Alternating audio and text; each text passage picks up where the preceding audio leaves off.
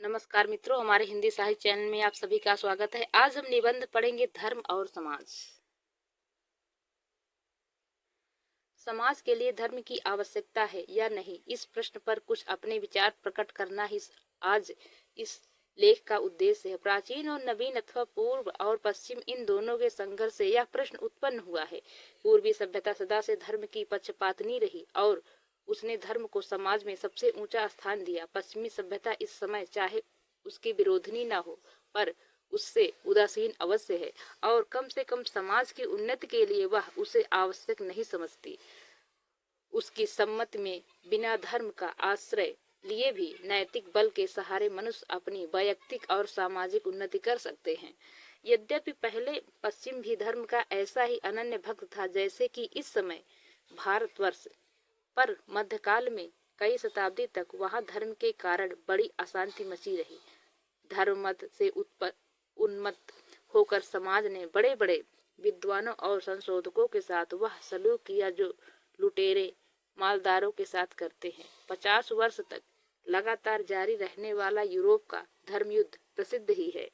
इस्लाम ने तो सलूक ईसाइयों के साथ किया, उसको जाने दीजिए, क्योंकि वह एक भिन्न धर्म था। ईसाई धर्म की ही दो शाखाओं ने, जिसका नाम कैथोलिक और प्रोटेस्टेंट है, एक दूसरे के साथ जैसे जैसे अत्याचार और अमानुषिक बर्ताव किए हैं, उन पर अब तक यूरोप का इतिहास रुधिर के आंसू बहा रहा है। इसलिए अब इस सभ्यता और उन्नति के युग में पश्चिम निवासियों को यदि धर्म पर वह श्रद्धा नहीं है जो उनके पूर्वजों की थी, तो वह सकारण है। यद्यपि पूर्वापेक्षा अब उनके धर्म का भी बहुत कुछ संस्कार हो गया है और शिक्षा की उन्नति के साथ साथ जिसमें यूरोप और अमेरिका ने सबसे अधिक भाव लिया है, उनके धर्म में भी सहिष्णुता, स्वतंत्रता और उदारता की मात्रा बढ़ गई है। तथापि धर्मवाद के परिणाम स्वरूप जो कड़वे फल उनको चखने पड़े हैं, उन्होंने अपने धर्म की सीमा नियत कर लेने के लिए बाधित किया। तदनुसार उन्होंने धर्म की अबाध सत्ता से पहले समाज को मुक्त कर दिया। अब वहाँ यही नहीं कि समाज की शासन सत्ता में धर्म कुछ विक्षेप नहीं डाल सकता, किंतु व्यक्ति स्वातंत्र और सामाजिक प्रबंध में भी कुछ हस्तक्षेप नहीं कर सकता। और बहुत सी बातों के समान धर्म भी एक व्यक्तिगत बात मानी जाती है, जिसका जी चाहे किसी धर्म को माने, ना चाहे ना माने। मानने से कोई विशेष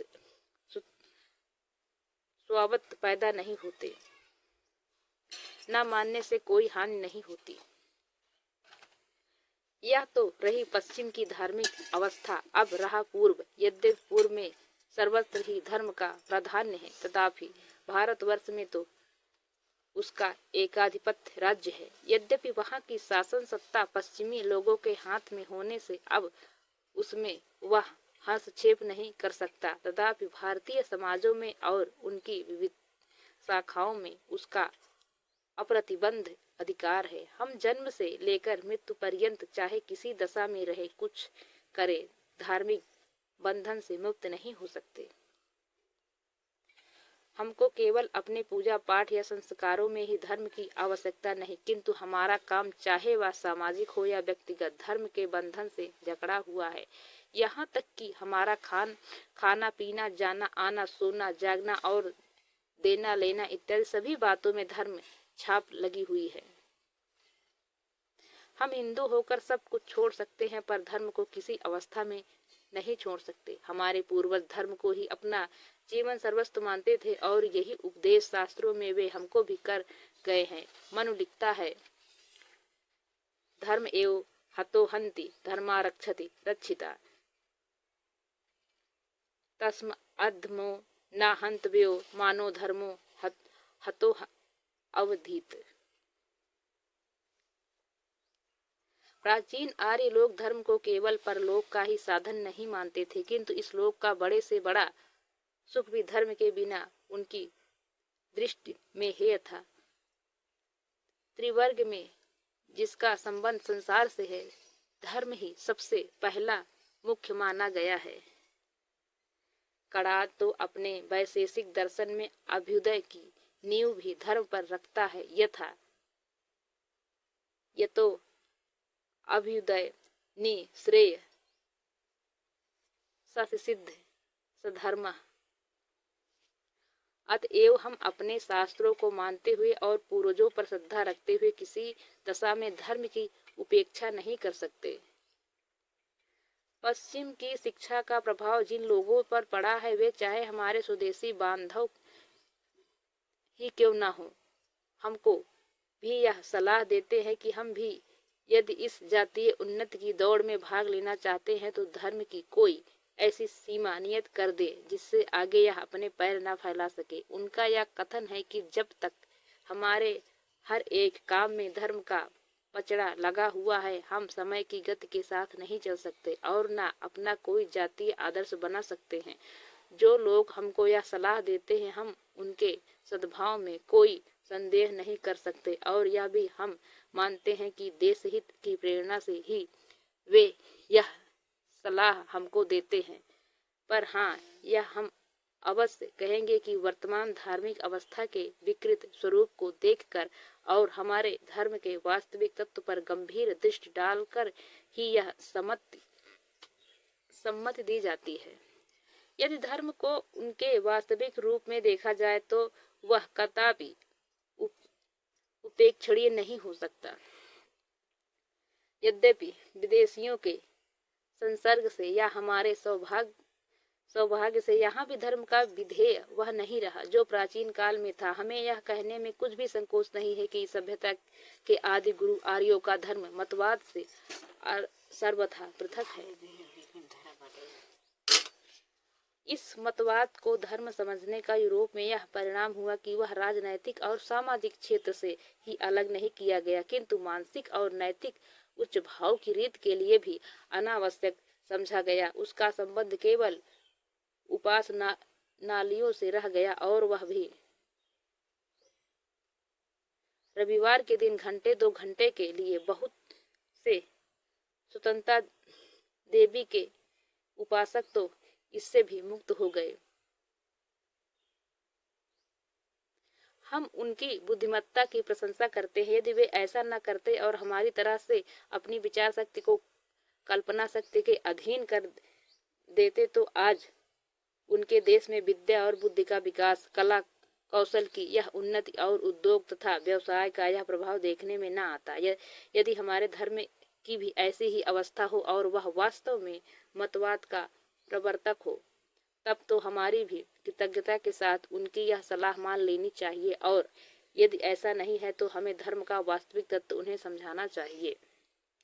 हम यहाँ पर कह देना चाहते हैं कि मत या संप्रदाय के अर्थ में धर्म शब्द का प्रयोग करना ही हमने अधिकतर विदेशियों ही से सीखा है। जब विदेशी भाषाओं के मजहब रिलीजन शब्द यहाँ प्रचलित हुए तब भूल से या स्पर्धा से हम उनके स्थान में धर्म शब्द का प्रयोग करने लगे, परंतु हमारे प्राचीन ग्रंथों में जो विदेशियों के आने के पूर्व रचे गए थे कहीं पर भी धर्म शब्द मत, विश्वास या संप्रदाय के अर्थ में प्रयुक्त नहीं हुआ। प्रयुक्त उनमें सर्वस्व, स्वभाव और कर्तव्य इन 2 ही अर्थों में इसका प्रयोग पाया जाता है। प्रत्येक पदार्थ में उसकी जो सत्ता है उस जिसको स्वभाव भी कहते हैं वही उसका धर्म है। जैसे वृक्ष का धर्म जड़ता और पशु का धर्म पशुता कहलाती है, वैसे ही मनुष्य का धर्म मनुष्यता है। वह मनुष्यता किस वस्तु पर अवलंबित है इसमें किसी का मतभेद नहीं हो सकता। मनुष्यता का आधार बुद्धि है। बुद्धि की 2 शाखाएं हैं, एक कल्पना शक्ति, दूसरी विचार शक्ति। कल्पना शक्ति संदेहात्मक और विचार शक्ति निर्णयात्मक। बिना संदेह के किसी बात का निर्णय नहीं हो सकता। अतएव अपनी कल्पना शक्ति से संदेह उठाकर पुनः विचार शक्ति से उसका निर्णय करने में जो समर्थ है वही मनुष्य है। संसार में सिवाय असभ्य और वन्य लोगों के और कौन ऐसा मनुष्य होगा जिसको ऐसे धर्म की आवश्यकता न होगी जो उसको मनुष्य बनाता है। यह तो हुआ सामान्य धर्म, अब रहा विशेष धर्म। इसी का दूसरा नाम कर्तव्य भी है। मनुष्य चाहे किसी दशा में हो उसका कुछ न कुछ कर्तव्य होता है। यदि राजा राज धर्म का, प्रजा प्रजा धर्म का, स्वामी प्रभु धर्म का, सेवक सेवा धर्म का, पिता पितृ धर्म का, पुत्र पुत्र धर्म का, पति पति धर्म का, स्त्री स्त्री धर्म का, गृहस्थ गृहस्थ धर्म का और यति यति धर्म का साधन न करे तो फिर संसार में कोई मर्यादा रहे ना व्यवस्था। संसार में शांति और व्यवस्था तभी रह सकती है जब प्रत्येक मनुष्य कर्तव्य के अनुरोध से अपने अपने धर्म का पालन करे। अतएव इसमें कुछ भी अत्युक्ति नहीं कि धर्म ही संसार की प्रतिष्ठा का कारण है। धर्म के इसी महत्व को लक्ष्य में रखकर तैत्तिरीय आरण्यक में कहा गया है, धर्मो विश्वस्य जगता प्रतिष्ठा लोके धर्मिष्ठम प्रजा उपसर्पन्ति। धर्मेण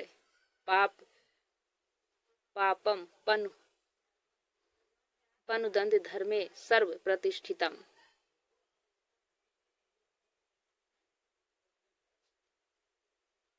अब हम कुछ प्रमाण भी जिनमें धर्म शब्द प्रस्तुत अर्थ में प्रयुक्त हुआ है उद्धृत करते हैं। महाभारत में धर्म का निर्वचन इस प्रकार किया गया है,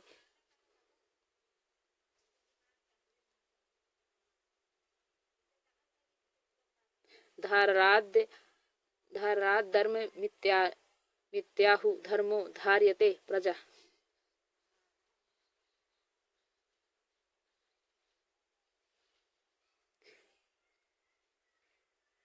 यस्य अद्रारण संयुक्तम सा धर्म इति निश्चय।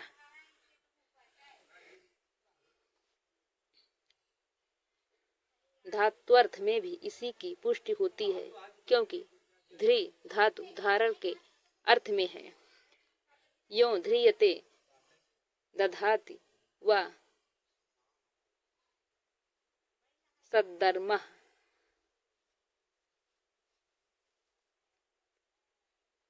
जो धारण किया हुआ प्रत्येक पदार्थ को धारण करता है वह धर्म है। अग्नि में यदि उसका धर्म तेज ना रहे फिर कोई उसे अग्नि नहीं कहता। ऐसे ही मनुष्य यदि अपने धर्म को त्याग दे तो फिर केवल आकृति और बनावट उसकी मनुष्यता की रक्षा नहीं कर सकती।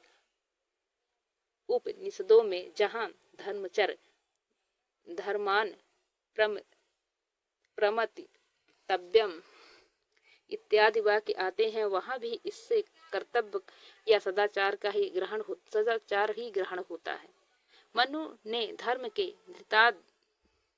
धृतादि जो 10 लक्षण बतलाए हैं और जिनको धारण करके एक नास्तिक भी धर्मात्मा बन सकता है, उनमें मतवाद का गंध तक नहीं है। गीता में भी श्रेयान स्वधर्मो विगुणः परम धर्म अत्य स्वनुष्ठित नात इत्यादि वाक्यों में धर्म शब्द कर्तव्य का ही सूचक है, क्योंकि मनुष्य के लिए प्रत्येक दशा में अपने कर्तव्य का पालन करना ही सर्वोपरि धर्म है। अपने कर्तव्य के से उदासीन होकर दूसरों का अनुसरण करना, चाहे वे अपने से श्रेष्ठ भी हो, अनधिकार चर्चा है। जब मनुष्य के आचरण का कर्तव्य का नाम धर्म है, तब यदि हमारे पूजनीय पूर्वजों ने उसकी मनुष्य की प्रत्येक दशा से चाहे वह आत्मिक हो या सामाजिक या वैयक्तिक संबंध किया, तो इससे उनका यह अभिप्राय कदापि नहीं हो सकता कि उन्होंने हमको मतवाद के जाल में फंसाने के लिए धर्म की टट्टी खड़ी की। उन्होंने तो हमारे मनुष्यत्व की रक्षा के लिए ही प्रत्येक कार्य में इसका आयोजन किया था। अब प्रश्न यह होता है कि जब धर्म मत से पृथक है तो फिर मतवाद में या भ्रमात्मक विश्वासों में उसका पर्यवसान क्यों कर हुआ? इसका कारण चाहे कुछ हो, पर इसमें संदेह नहीं कि हमारे दौर्भाग्य से इस समय हमारी धार्मिक अवस्था वह नहीं है जो उपनिषदों और दर्शनों के समय थी। उस समय सैद्धांतिक भेद भी हमारे धर्म को कुछ हानि नहीं पहुंचा सकता था, पर आजकल आंशिक भेद को भी हमारा कोमल धर्म सहन नहीं कर सकता। उस समय हिंदू धर्म इतना उदार था कि वह बौद्ध और जैन जैसे निरीश्वरवादी मतों को भी अपने क्रोड़ में स्थान दे सकता था। पर आजकल का हिंदू धर्म साकारवादी और निराकारवादियों को मिलकर नहीं रहने देता। पहले का हिंदू धर्म सदाचारी को, धर्मात्मा और ज्ञानी को मोक्ष का अधिकारी, चाहे वह कोई हो, मानता था। पर आजकल का हिंदू धर्म अपने लक्ष्य से ही च्युत होकर या तो मतांतर के शुष्कवाद विवाद में या पुरानी लकीर को पीटने में अपनी शक्ति का दुरुपयोग कर रहा है। संसार के और समस्त विषयों में हम विचार शक्ति का उपयोग कर सकते हैं, पर केवल धर्म ही एक ऐसा सुरक्षित विषय है कि जिसमें आंखें बंद करके दूसरे के पीछे चलना चाहिए। यदि इसकी कोई सीमा नियति होती तब भी गनीमत थी, पर अब इस दशा में जबकि इसकी अबाध सत्ता है, कोई भी विषय हमारे लिए ऐसा नहीं रह जाता जिसमें हम स्वच्छंद विचरण कर सके। धर्म के नाम से अब तक हमारे समाज में जैसे जैसे अनर्थ और अत्याचार हो रहे हैं, उनके कारण हमारे करोड़ों भाई और बहन मनुष्य होते हुए पशु जीवन व्यतीत कर रहे हैं। इस 20वीं सदी में जबकि अन्य देशवासी राष्ट्र ही नहीं किंतु राष्ट्र संघ और साम्राज्य की स्थापना कर रहे हैं, भारतवर्ष यदि समाज संगठन के भी अयोग्य है तो उसका कारण भ्रमात्मक संस्कार ही है। हम मानते हैं कि जैसा धर्म का दुरुपयोग आजकल भारतवर्ष में हो रहा है और ऐसा कहीं देखने में ना आवेगा, परंतु अब प्रश्न यह है कि धर्म का प्रयोग अन्यथा किया जा रहा है। क्या इसलिए हम धर्म को ही छोड़ दें? यदि कोई मनुष्य अपनी मूर्खता से अग्नि में हाथ जला लेता है तो क्या उसे यह उपदेश करना ठीक होगा कि वह अग्नि से कहीं कोई काम न ले, या कि उसे अग्नि से काम लेने की तरकीब सिखाना ठीक होगा? इसका उत्तर प्रत्येक बुद्धिमान मनुष्य यही देगा कि दूसरी बात ही होनी चाहिए।